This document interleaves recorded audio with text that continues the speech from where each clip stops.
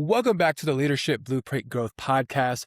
Today's guest is with Gloria Feldt, visionary leadership strategist, author, and nationally recognized voice on power, intention, and women's leadership.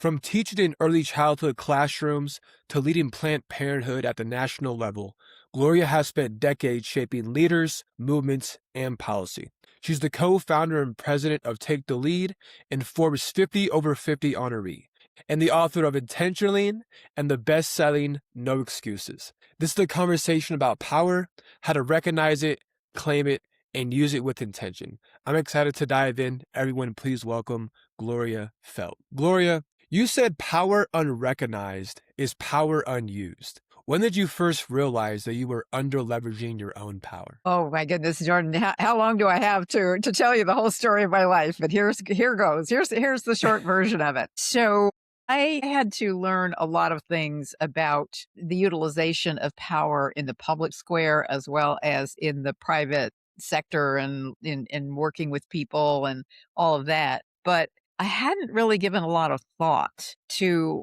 why women hadn't reached parity in leadership, even though we had opened doors, we had changed laws, we had seen a woman first almost everything. And also the business case was clear. This is like 15 years ago when I started researching this. The business case at that time was already clear that companies with more women in their leadership are more profitable by a fairly substantial percentage. Yes. Really? And yeah, ROI, ROE, whatever it is, they do better when they have more gender parity in their leadership. I'm not saying all of the leaders have to be women. What I'm saying is there's gender balance, and that just like with all diversity, things go better. You get more ideas, you get more innovation, you get more creativity. But also what I found is that many of the things that women have been sort of looked down on for having characteristics that are culturally learned, they're not hardwired. Nobody's better than anybody else. Men are not better, women are not better. That's not it. It's all cultural learning that we have. But things that have been culturally learned by women to be a little more risk averse, to stand back a little, to think before you leap, to listen more carefully, to be more empathetic, to be more collaborative. Those, as it turns out, are now our superpowers. But I found that women don't know that. Women don't realize that. They don't really understand the extent to which they can leverage those superpowers. So I'm finding out all these things, and I'm trying to figure out why the women are still so far from parity in upper leadership. Now, there were half of the workforce doing quite well in entry-level positions and mid-level positions, but that nut to crack at the top level was just, they talk about the glass ceiling. It's there's a sticky floor too. And there's all kinds of stuff that was going on. And so I started researching this and researching why. And of course, there are plenty of systemic reasons still. There's plenty of bias still baked into our culture and into our systems.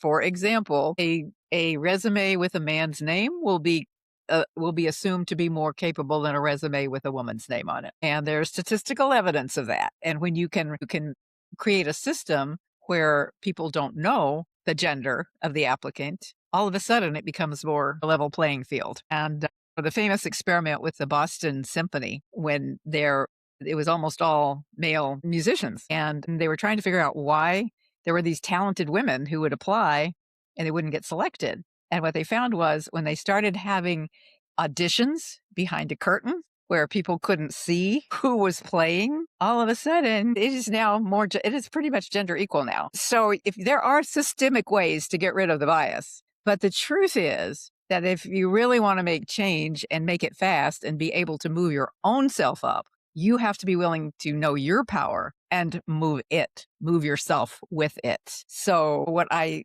started doing was realizing that first we have to clear our own heads of all of these social learnings that we've had that have said, you're not ready, you're not good enough, you're not this, you're not that. And to do that, we would have to shift how we were thinking about power. So I had to realize that I had been doing many of the same things, even though I had held positions that people thought were amazing. The truth was that I wasn't really leveraging the power that I had either. And you want to know when my comeuppance was? Because I had a really big comeuppance one day. It was really bad. It was really bad. So after I left, I had a 30-year career with Planned Parenthood, ending as the national president. And after I left, I had the opportunity to write a book with the actress Kathleen Turner. And so I thought, well, this would be a good way for me to it would buy me a year basically to figure out what I wanted to do next. Well, she and I were friends. We never even had a contract between the two of us. It was all 50-50. The contract was supposed to be 50-50. Our names were supposed to be equal. The media coverage that they were going to get was supposed to be equal. Well, guess what? First of all, I did all the work. Secondly, yeah, she went off to England to be in Who's Afraid of Virginia Woolf and get all these wonderful rave reviews. I sent her with a recorder. She was supposed to be recording answers to all my questions. She came back. She had done none of it. So, I had to okay, we're going to get all this done, right? It was good. It was fabulous. It's actually a very good book, I must say. So we go to our publicity meeting. We go to our first publicity meeting. Before you launch a book, you always have this, everybody sits around a table and they're planning how they're going to roll the book out. Well, all of a sudden, they didn't even look at me anymore. I had delivered the book. I had delivered Kathleen. And, I was chopped liver. She was obviously the bigger celebrity. And so they totally only focused on her. And that was the moment that I realized that I had been living that all my life, that I had been using my power in the service of other causes I believed in, other people. And that's not a bad thing. But it also meant that I wasn't leveraging my own power, my own voice. I wasn't using my own voice. I think that was the main lesson I learned from it. And your voice is really your power. Your voice is a big part of your power. So that was the moment. Oh my gosh, I have got to figure out how to start being myself and having people know who I am. And that has been a 15-year learning process and struggle, because I still have to struggle with it quite a lot. But what I discovered in this process of researching was, I don't know, you may have seen the recent McKinsey study that found that women were less likely to want the higher positions, and they attributed it to women having less ambition than men. Does that sound logical to you? Does it sound logical? That's funny. You can fill us in on the study, but that is my first time hearing about that. I know some extremely ambitious women, so I don't know where that Very came from. good. Very good. I'm glad to hear that. I'm really glad to hear that.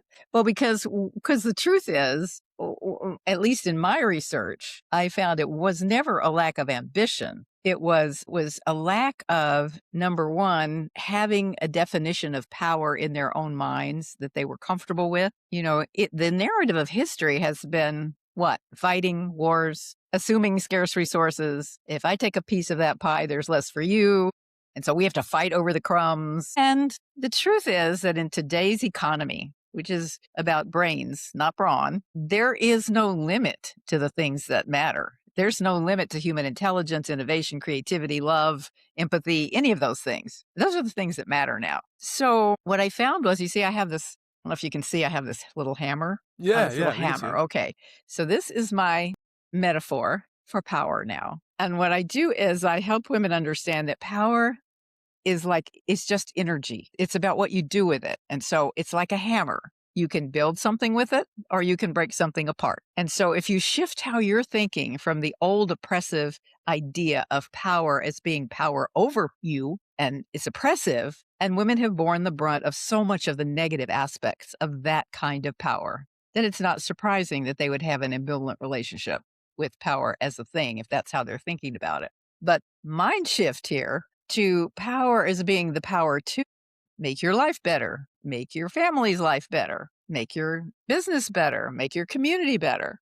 I would say this to women and they would go, yeah, well, I want that. Of course, I want that kind of power. And I want to be able to have equal pay, and I want to be able to get that job that I want. I really like to do that. I'm very passionate about it. And so it's like a dam that you break through. And literally because the workplace as we know it was designed by men for men 200 or 300 years ago, men who had women at home doing the housework and taking care of the house and the home. Most of us are in two-earner families now. most of us are, women have been earning 57% of the college degrees for the last 3 decades. So, I mean, the young men I know are really glad that their partners can earn money too, and they don't have to bear the whole responsibility themselves. And so 100%. yeah, right, right. And so, it's a different world, and it's a world in which everybody needs to be able to bring their full talents to bear. And that's what we really want. We want everybody to have opportunity and to be able to bring their gifts and their talents and whatever it might be, and to be able to pursue what you're passionate about or what you want to do or what your talents and skills will enable you to do. So it's not an either or situation. It's a how do we all have a place at the table? And how do we make the table big enough so that and fair enough so that each of us can feel that we can actually be a part of whatever it is we want to do. We can have higher levels of intention. So that's where I start. That is where I start. And with the program that I developed called the 9 Leadership Power Tools, I have another 9. Now I have 18 tools because after I wrote Intention, I made another 9 tools. But the core curriculum is rooted in these 9 leadership power tools. But it always starts with you have to understand power and deconstruct it, construct it in a way that you feel comfortable with, that you can embrace with confidence, with authenticity. You be yourself.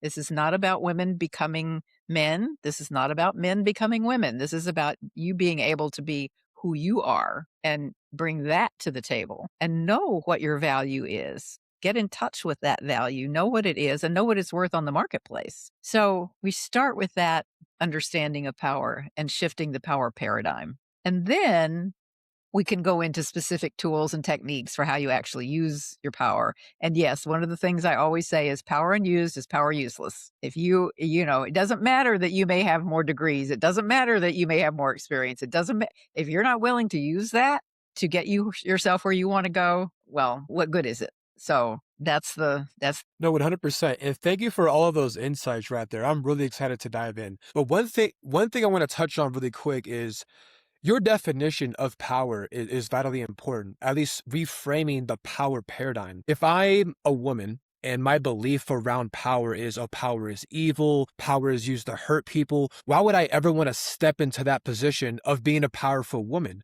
But if I reframe what power actually means, when I say things, things get done, or utilizing my power to create more income for myself, landing the job that I want, becoming an authority figure in my industry. Well, like, when you understand that, it's like, oh, why would I not want to become powerful? So thank you. exactly. Thank you so much for You got it, Jordan. You explaining got it. that. Yeah, yeah. Thank you. Let's see. So you did say that you started with 9 frameworks. Now you have about 18.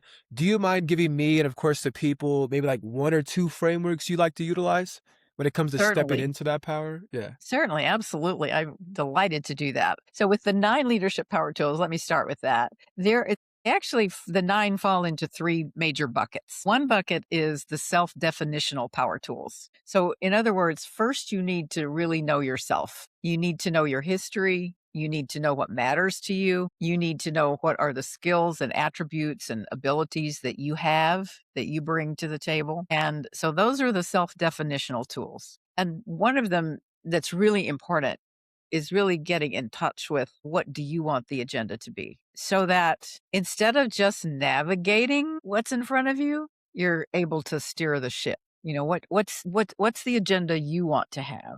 What's the goal you want to set? And how, even if it's as simple as going into a meeting, even if you're not chairing that meeting, but in advance, this is the idea I want to get across in this meeting. So how am I going to plan for that? Who am I going to get to be my ally when I'm sitting there and offering this solution to a problem that everybody knows we've got this problem, but some people think it's this, some people think it's that. How am I going to be able to articulate what I think is the solution and mobilize people to support that? So that's the self-definitional tool bucket. Then there is the counterintuitive tool bucket. And you see, I'm smiling because I always think this is the most fun. It's because these are really the things that you have been often told not to do. But it turns out that they can work in your favor. For example, the one I call wear the shirt, which is what is the value you hold so strongly that you would put that on your shirt and wear it for people to see. And the reason I use that shirt metaphor is that the fact is people follow people who have a point of view. People are much more likely to follow somebody who has a clear, consistent point of view and one that they can trust. They're going to stick with that value regardless. Even if they disagree with you, they're more likely to follow you than to follow somebody who's wishy-washy and won't say what they really believe. Another one is embrace controversy, because the human what's the word I want here? I think our normal human reaction is to back away from controversy because it feels like conflict. But in truth, especially in a business, if you are not willing to let everybody speak their piece, if you're not willing to say what you think is really the best solution to something, then you may not you may fall behind, actually. You may not innovate. You may not be as creative as an organization. In fact, you probably won't be. It's that friction of ideas that really sometimes comes up with the best idea or the better idea. And in fact, I think the most effective companies, generally speaking, encourage people to not be confrontational in the sense of being mean to each other, but to be straightforward, honest. Put it on the table, what you think is the right thing to do. Now, I want to tell you a little secret for women here, because when women do that, they are judged more harshly than men and less likely to be listened to. So what the social science tells us is that when women can frame what their controversial point of view is in their values, like, for example, I'm saying this because for my own personal integrity, which is a really high value for me, I really need to be honest and share that I think this is the wrong direction for us to go, as opposed to just saying, I think this is the wrong direction for us to go, which a man So can much probably more get away weight. with. Yeah. A man can probably get away with that. A woman can't. So you have to kind of learn these things. The third bucket is the change leadership tools. Now, these are the tools that really take a leader from mid-management to executive leadership. These are the tools with which you are thinking ahead. You are knowing how to build coalition. You're knowing how to gather people around you. You are knowing how to you're knowing how to tell your story in a way that people can see themselves in that story, and they're willing, therefore, to go where you want the organization to go. So those are the three big buckets. It's the self-definitional, there are the counterintuitive tools, and then there are the change leadership tools. As you were discussing the first one, the self-definition tools, really, you have to be honest with yourself. But at the same time, with being honest with yourself, if you lack self-esteem, it might be difficult to notice your own attributes, your own qualities, your own skill set, right? I mean, just from personal experience, when I did have low self-esteem, I thought I wasn't good at anything. Like I'm okay at this, but friends and colleagues would say, Jordan, no, you're exceptional at this. Like we aspire to be more like you in this one area. So I suppose if someone is struggling with that, with identifying their own skill set to step into their full potential and power, what are some tips or pointers you would want to give them? You're right, absolutely, that you have to be brutally honest with yourself, and that Not is judge sometimes hard to yourself. do. Yes. And at the same time be kind to yourself. It's kind of a hard balancing act sometimes. What's interesting is that there's a lot of talk about the imposter syndrome, and it turns out that men and women have almost the same levels of imposter syndrome, or report almost the same levels. Men a little bit less than women, but mostly it's within the range of error. But the difference is that men just go ahead and do stuff anyway. And women are much more likely to let it fester and hold them back. And so I do a lot of work with that. I definitely do a lot of work with that. And there are a couple of things. First of all, you start the honesty with yourself by doing what I call the points of power exercise. And this is nothing, but you can do this without anything but a piece of paper and a pen. And it's just a matter of writing down for yourself, what are the things that you bring that are strengths for you. And I know that there are tests you can take and stuff like that, like you can get certificates in different kinds of strength builders and stuff like that. But I find it's much simpler just to take a piece of paper and start listing for yourself, okay, is it the degrees that I have? Is it the knowledge? Is it a particular skill set? Is it that I am known for being able to handle a tough situation with people? Is it that I am connected with people who can help make whatever it is I want to have happen? What are the things that the points of power that I have? So you really have to start with that. And it's not that complicated. It's just you have to sit down and think about it. And then in the other 9 tools, one of them is modulate confidence. It's highly overrated. Why do I say that? Because, the truth is, if you are 100% confident, you're probably not still learning. You're probably not going to be able to see around the corner. If you're totally confident that you know everything already, or you have all the skills you need, you just may not be the person I want to hire, because you may not be the person who's still going to grow and be creative in that role. And also you grow your confidence muscles by using them. Yes. And that takes Yeah. courage. That takes courage. Yes. So it's about having the courage. And what helps us have courage? The first thing is when we do something and we didn't die because we did it. We actually realized we could do it. We learned to swim that way. For me, it was crossing 22 suspension bridges when I went on a hike in New Zealand. And I'm terrified of suspension bridges. I'm super terrified of suspension bridges. And I did not do my research, as I did not know I would have to cross 22 suspension bridges on this hike. And I was so scared that I just froze at the first one and I couldn't even get started. And people were lining up behind me, and it was this rickety bridge, and there's roaring water below, raging water below, jagged rocks on either side. And I know I'm going to die if I start walking across this bridge. I am going to fall and I'm going to die. But I had to get across that bridge. I had to, because the only way you can stop this hike is you can pay $15,000 to get a helicopter come pluck you out. But otherwise, once you start this hike, you keep going. So I had to. That was like my aha moment, where I realized, okay, first of all, I had to be really clear about my intention and put my eyes on the other side of the bridge. Don't look down at the raging water. Don't look at the side at the jagged rocks. Don't look at the rickety bridge. Don't do anything but look at the other side where I needed to go. And then I had to have enough courage to believe I could do it. But most importantly, I had to start taking action. I had to literally just start making myself put one foot in front of the other, in front of the other, in front of the other, until I got to the other side. And I never lost my fear of suspension bridges, but I learned that I could do it.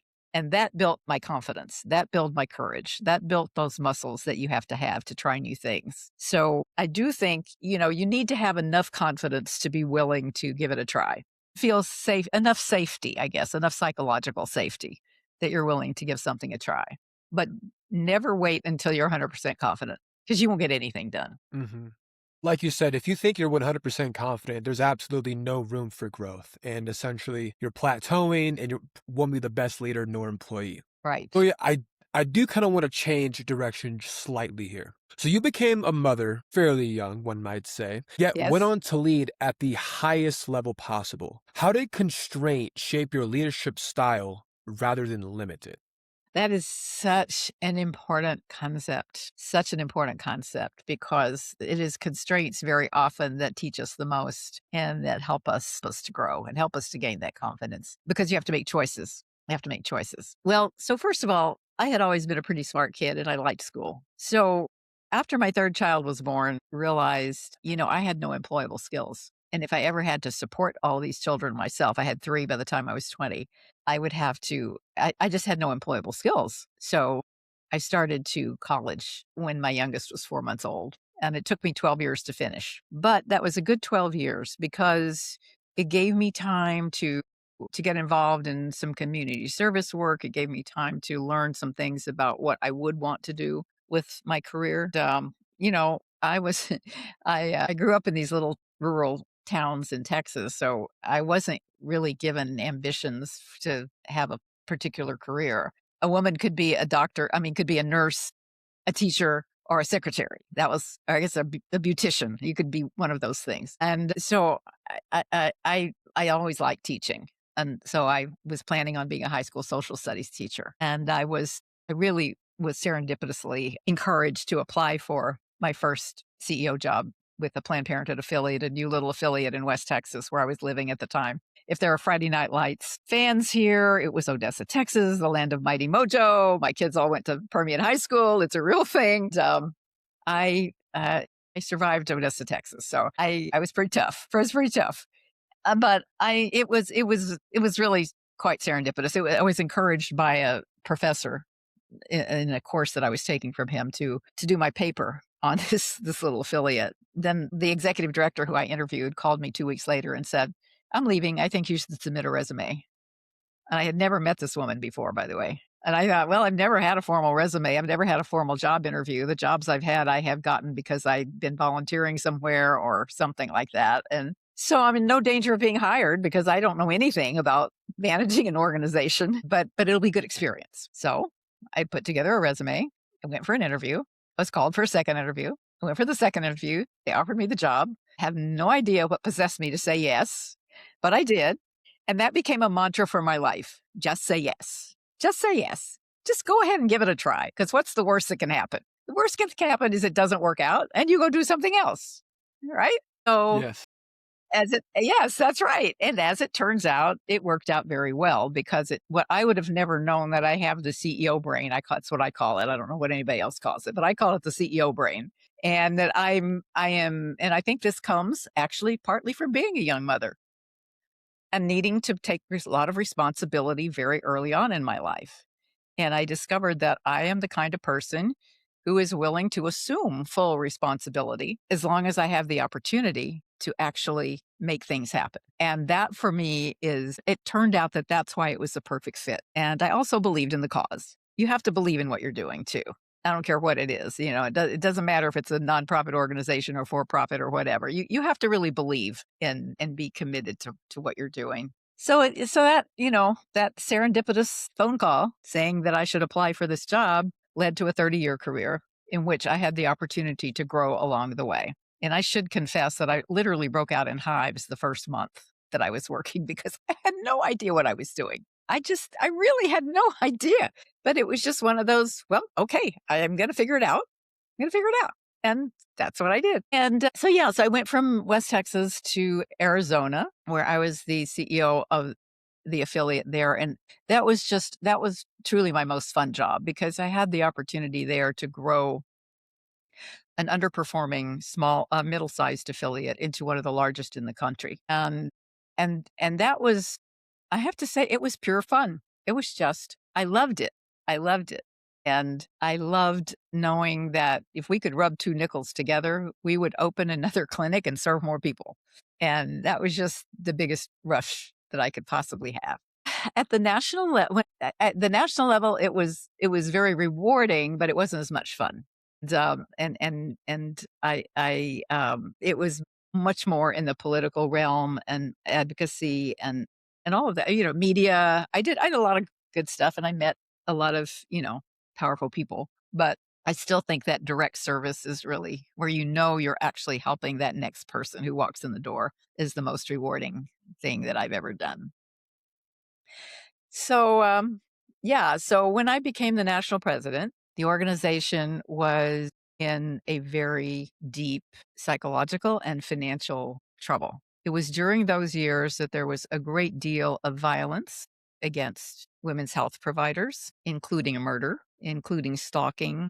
I was picketed at home. I had, death threats, and there were firebombs, there were arsons, there was vandalism, all kinds of things. So I had to do two things. I had to do two things at once. One was I had to help people have the emotional and psychological strength to let their own courage come out. Because when you're subject to that kind of attack all the time, it can be very depressing. And you have to learn to not let it get in your head. If it gets in your head and you can't really handle it, then you could go do something else. If you're going to be in a high stress job, you need to know how not to let the negative things get in your head. You have to really learn how to stay true to yourself. Excuse me. No, yeah, take your time. But at the national office, there had been leadership changes. Let's see, in a 5-year, within a 5-year period, there had been, within a 5-year period, there had been like 4 leadership changes. And that is not healthy for any organization. And the consequence of that was that funders had lost confidence and stopped giving money. The organization was bleeding red ink.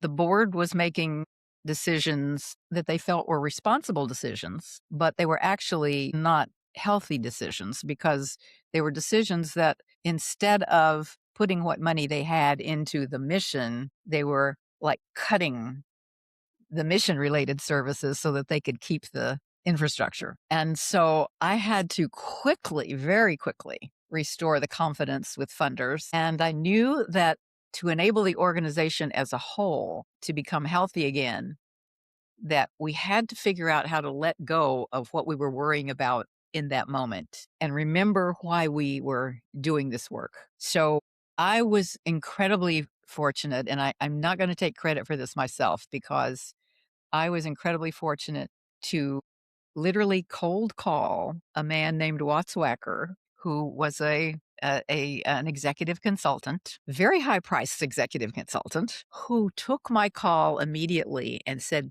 "Thank you for calling me. What can I do for you?" And he taught me some very important things. And he actually pro bono helped us take the organization through a process of almost like recalibrating in our own minds. Why are we there? What's our mission?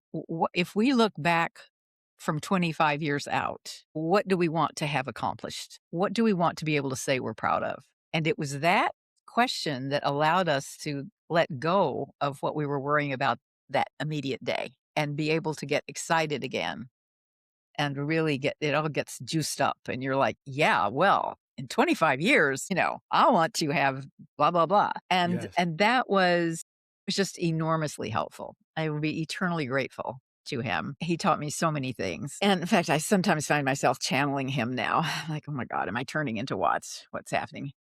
So we had to take the entire organization, and it's a very complicated organization, global. And we had an international division. We had affiliates all over the country. And then we had the national organization. It took 18 months to take everybody and let everybody have a chance to be involved in this whole process of re-envisioning our future. And that, I think that single thing has really shaped my thinking ever since then and has enabled me to not only write the books that I've written, but also to help me be the founder of Take the Lead and to be able to structure it and know how to organize people, bring people together in the service of you got to have that mission in front of you.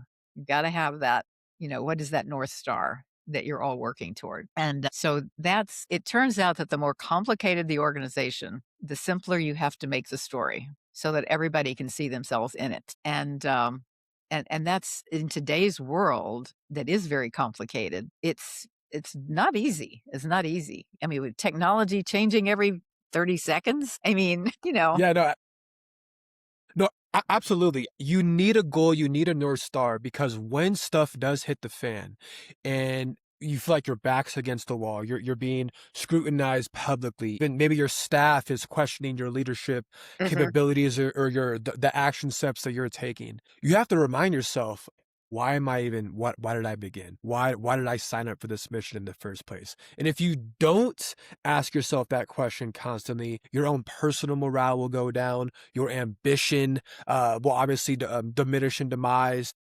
Who knows? The company might go. Thankfully, that didn't happen in your case, and you Right. obviously rose to the top. When you are getting scrutinized publicly almost every single day, how did you manage to stay calm and stay true to yourself? Was it positive self-talk? Was there any other attributes or qualities that you possessed during that moment in time? Yeah, the worst mistakes I have made throughout my entire career have been when I did not listen to my own intuition Yeah, about what to do in a that situation is like so that. true. So true.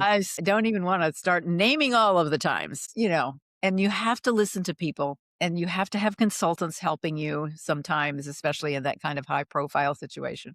But in the end, you have to rely on your own instincts about what you believe and what is really your own integrity and what is true to you. The worst that can happen is you get fired. That's the Right. worst. It can happen. It's happened. It's happened to the best of them.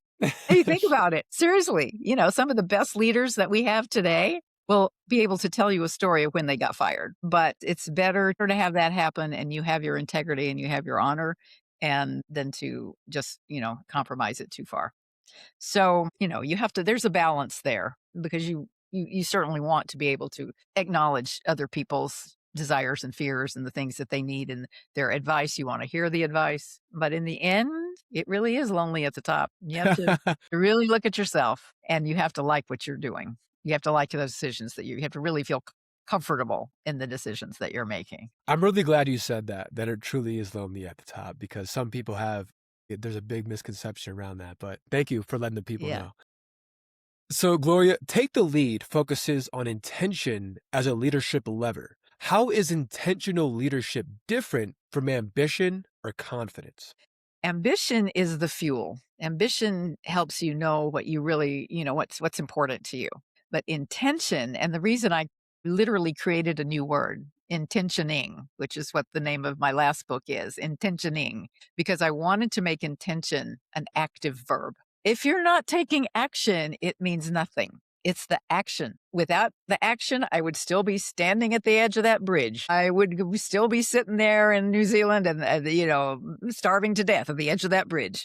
Without the action, none of the rest of it ultimately counts. So I believe that the difference between ambition and intention is that ambition is the fuel, but intention takes the fuel and drives it to your goals. And that's what will really get you to these higher level goals that you may want to achieve. Gloria, from your experience, what are the early warning signs that a company is performatively supporting women but structurally holding them back? Oh my goodness. What an amazingly, incredibly insightful question that is. The warning signs, I guess the best warning sign, the best or worst warning sign is that women are dropping out. Oh, there's always talk about there's a she session or there's a this or there's a that, the women are not stepping up. Well, when the women are still shouldering 60% of the caregiving burden, there are going to be times that more women than men are going to say, I can't do this right now. I need to step out for a while. And our system does not leave space for you to leave and then come back on that, wherever you were on that ladder. We need to change that. We need to change that because almost everybody is going to experience some issue. It may be themselves, it may be a parent, it may be a child, a spouse. You're going to have some situation where somebody needs you. 100%. Yeah, absolutely. Yeah. And if there isn't some way to keep that talent during those times, it's going to be bad for the company. You're going to have a lot of attrition. So the biggest marker to look at is what's the attrition rate and why is that happening? And how can you there's a really good book out right now called Make Work Fair. And it's just action packed, it's jam packed with ways that you can create metrics around fairness in the workplace. And it's kind of my current Bible to try to learn the answers to some of those questions, because it's not, I believe anybody is consciously trying to keep women from their equal share and fair share of leadership positions or pay or whatever it might be. It is culturally learned. And until you are willing to come to terms with that and really see that, it's actually kind of helpful for men to have daughters. They want their daughters to get equal pay. They want their daughters to have every opportunity. And suddenly they start seeing these little things that are happening. There's also many women say there is a real dearth of having mentors and sponsors. And the reason is that because there are fewer women in those upper leadership roles, it's less likely that they will be able to have a female mentor or sponsor. And you need both. You need a mentor to basically give you advice and tell you when you're full of prunes, but you need a sponsor to speak for you, to be the one who says, when some job is open, to say, hey, think about Gloria. She might be a good person for that role. So you need a sponsor and you need a mentor. You need both of those, but it's harder for women to get them. And sometimes men are afraid to mentor or sponsor women because they are afraid of some kind of sexualized concern. But there are some really good books and advisories about how to do that. I won't try to give them all right now, but I will recommend a book called The Good Guys, written by two good guys who really are. They have spent a lot of time helping men know how to mentor women inside of of companies. And interestingly, I mean, both of them are military veterans, and they're not the people you would maybe classically think would be concerned, but they are. They do a great job. You need mentorship, sponsorship, and most importantly, still, because it's always going to be the women who have the biggest stake in making the changes, we ourselves have to get our own heads straight. We have to get clear about where our power is, what we want, how to use it, and be willing to do so. So it's a responsibility that goes all around. No, absolutely. Gloria, you've trained thousands of women globally. What is the most common internal belief that keeps capable women from stepping into their full leadership power? The most frequent thing that I will hear is not realizing the capability they have and not realizing the power they have and how they could leverage it, because they just simply haven't been taught that. And that really is the single number one. There is also an exhaustion that sets in sometimes. You get tired of feeling like you're fighting the system. So that's why it's important to take care of yourself. I think self care is an overused term, but you do need to know what it is. Like for me, if I don't exercise every day, I am a disaster. I'm right there with you. I am cranky. I can't think. I have to get up in the morning and exercise first thing. Hmm. And actually, my latest thing is my grandmother used to always, the first thing she did in the morning was to drink a cup of hot water with lemon. And I thought that was just the craziest thing. Well, guess what? I have discovered that if I will drink a cup of hot water with lemon and just sit there for 5 minutes, number one, you get hydrated, which you should in the morning. And number two, it's a real calming, centering sort of ritual. So thank you, grandmother. It sounds like the remedy of tea, except without Yeah. tea, just hot Except water and without lemon. tea. Yeah, right, right. Yeah, exactly, exactly. You could make it tea, I'm sure, but figure out what it is for yourself that gets you centered in the morning. And I know if you've got a bunch of little kids, it's really hard to do that. But if you can even just take 2 minutes to breathe for yourself before you start getting involved with feeding the kids and doing all the things you have to do, it's just very, very helpful. It almost sounds like meditation. So sorry to interrupt. I just love this topic. No, that's okay. In meditation, is it sitting there, palms up, eyes closed? Meditation is bringing all of your attention on one focal point, one might Mhm. say. So if you're sitting there on your recliner chair or in your recliner chair with your hot water and your lemon, and you're just focusing on nothingness, well, at the same, you're focusing on nothing. You know Right. what I mean? So that's almost a self-reflection point or a self-reflection time or meditation that you can Yeah, start your day with. And it I is. find It that to is. work wonders in my life. Yeah, yeah, and you again, it helps you whatever you can do that helps you get in touch with yourself. Where is your energy that day? How can you focus your energy? And I call this the SMIT. What is the single most important thing today? Yeah, yeah, I like If that. you Yeah. if you can do that, the rest of your stuff, yeah, we've all got to-do lists that are way longer than we can actually finish. But if you No, can focus on absolutely. the single most important thing today, you're good. On that topic, your book intentionally, did I say that Intentioning, correctly? intentioning. Okay.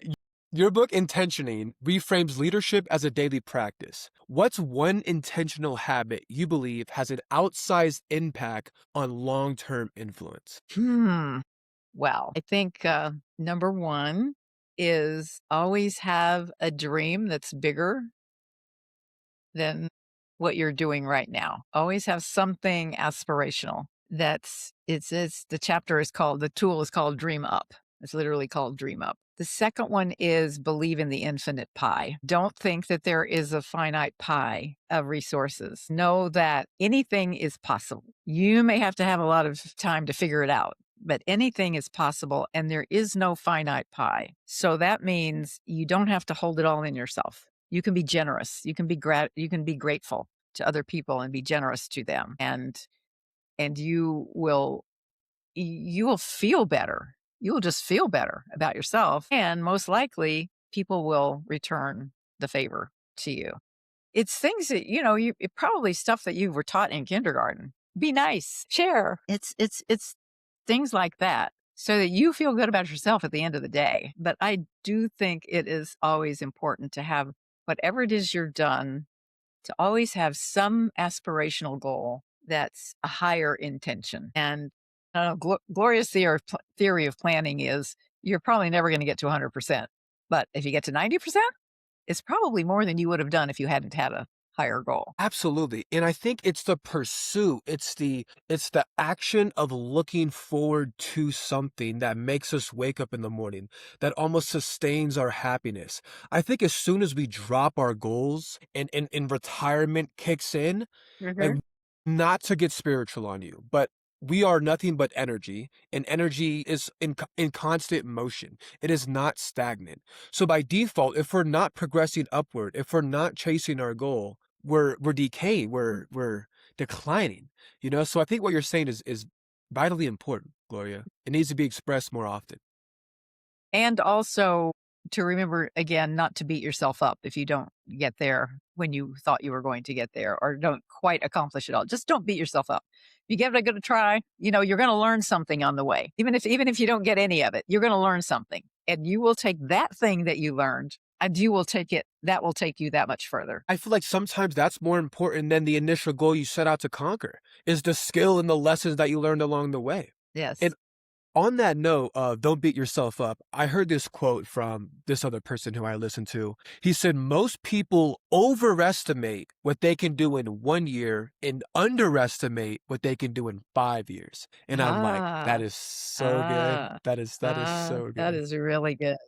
That is really, really, really good. Yeah. I was just thinking that you had asked me to share an example of someone that I have worked with, um, who I use some of these tools with and what Yeah. happened. And I was thinking today about this woman. She was like 30 years old, and she was super, super smart in a small size 200-person financial institution. And so she had risen quickly into the role that she had. And it was a small enough firm that she didn't see other positions that she could rise into.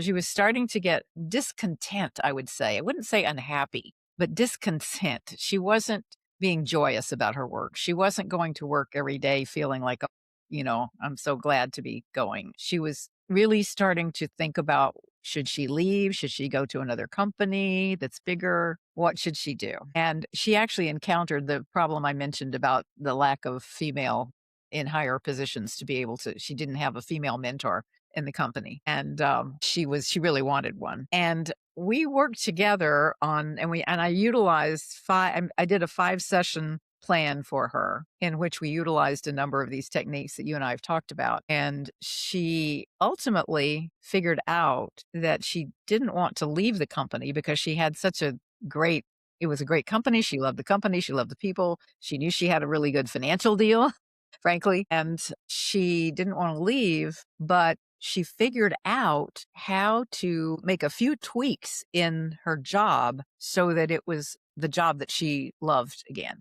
I can't even tell you exactly what they were, but whatever it was, she figured it out. And the really cool thing is, after this, because she got so re energized, she called me a year later and said they had just made her a partner. That's And amazing. to me, that's what keeps me going. It's that kind of story that keeps me going, that kind of success. If I can help one person have that kind of experience, then I am a very happy camper. You and I both sound like results-oriented people, right? So when we can deliver results for other people from efforts that we did, it's like, yes, this is why I wake up, it keeps you going. Gloria, what role does self-trust play in leadership longevity, especially for women navigating male-dominated environments? Trust? Is that what you said? Self-trust. Interesting. Trust in general is currency right now. Everybody's talking about it. Trust is the glue that holds people together. And I love your question about self-trust because it does have to start there, doesn't it? If you don't trust yourself, how will you trust other people? I really think that trust in yourself develops in the same way that I mentioned that confidence and courage develop. You have to put yourself out there and try things and do things and take risks, and then you learn to trust yourself. You learn to trust your instincts. You learn to trust the value that you bring. You learn to trust your judgments about things. Self trust is again a little like confidence because if you have too much of it, you can become blinded to options you maybe should consider. If you so trust yourself that you think you're always right, maybe that's not so good. So you want to have a little healthy dose of a little, a little voice inside of you that says, but ultimately you got to trust yourself. You have to trust yourself. And if you don't, I think, if you're unsure of yourself, I think that's one thing that people pick up on quickly. And then they don't trust you as much. If you don't trust yourself in your own judgment and your own abilities, it makes it harder for other people to trust you, because those are the subtle things. That I mentioned women's superpowers. Those are the subtle things, that ability to read the room and what people are really thinking and how they're really feeling. They're going to pick up on that if you don't trust yourself. Now, that having been said, sometimes you go into a meeting, you go into a maybe you're making a speech, maybe you're having to make a huge decision, and you're terrified. You're terrified, but you trust yourself enough to know that you'll give it your best shot. You'll make your best decision that you can based on the information that you have, and you'll go with it, and you'll assume the whatever consequences occur as a result. And that's, as I'm thinking about it, I'm almost thinking about having a safety net under yourself. You're your own safety net, just like you're the source of your own power. You're your own safety net. You'll bounce back. I have a question. Are you seem like a very spiritual person, because the what you are saying is so factual, and the spiritual books that I read, these principles and what you're saying are extremely correlated. And like what you're saying is just infinite wisdom. It's priceless. So thank you so much, Gloria. I had a ton of fun on this show. Are there any closing notes that you want to add, or where can the people find you? Yes, that is what I always forget to tell people. Take the Lead's website is taketheleadwomen.com. Taketheleadwomen.com. I have a personal website also. That's just my name, gloriafeldt.com. I am on social media way too much. So you can always find me at Gloria Feldt. And I will, if you reach out to me there, I will respond, because it's what I do way too much of. And I don't know, it's kind of my relaxation, I guess, that I do at different times during the day. So I really would love to be able to talk with anybody who's interested about the 9 Leadership Power Tools course that I am about to open the doors to. And it's an evergreen course, so you can actually sign up anytime. But I just, I wanted to get it ready and good so everybody can start signing up on February 19th, which happens to be Take the Lead's birthday. So I wanted to start it on, say, Take the Lead's 12th birthday. Is it 12th birthday? Yeah, it's our 12th birthday. And so that 9 Leadership Power Tools course it's really, if you want the core curriculum in an evergreen, self-directed way that's very budget friendly, that's a great way to go. I can also license this to companies. So if your company is in need of a really effective, proven effective women's leadership program, we can license the 9 Leadership Power Tool course, and you can take it in-house, white label it, or you can hire us to facilitate it, whatever is your pleasure. And we do one conference a year, and it is on Women's Equality Day, August 26th. So, just if you come to our website and you sign up for our newsletter, which is free, of course, we will always make sure that you know what our events are going to be and our courses and everything that we have to offer. We have a lot of free resources on our website too that you can just see and download.